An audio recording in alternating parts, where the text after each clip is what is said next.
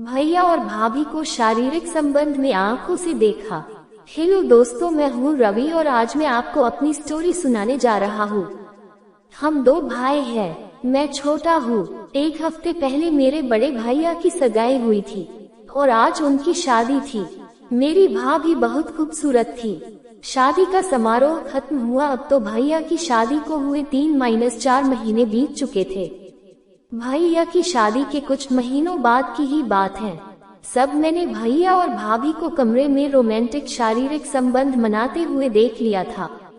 उस वक्त मेरी उम्र लगभग 15 साल थी और मेरे सबसे बड़े भाई की शादी हुई ही थी।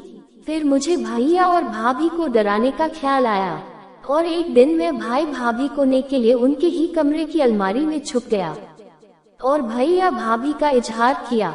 थोड़ी देर में जब भैया और भाभी कमरे में आए तो मैंने सोचा कि उनको अलमारी से निकल कर डराऊंगा, परंतु उतनी ही देर में वो दोनों एक दूसरे से लिपटने लगे और रोमांच मस्ती करने लगे और बिस्तर पर पड़ गए।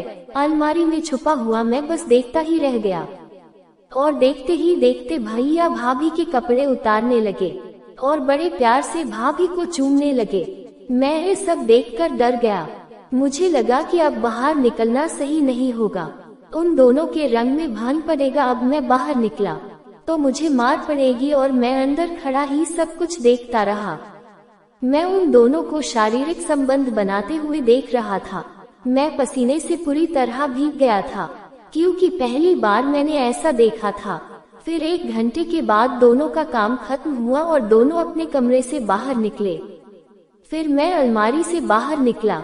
फिर मुझे ख्याल आया कि मैं तो भैया भाभी को डराने के लिए अलमारी में घुसा था, पर मैं खुद डर गया। इसलिए दोस्तों, हमें किसी के कमरे में छुप नहीं सकता। दोस्तों, वीडियो अच्छा लगा तो चैनल को सब्सक्राइब और एक लाइक जरूर करना, क्योंकि अगला वीडियो आपका इंतजार कर रहा है।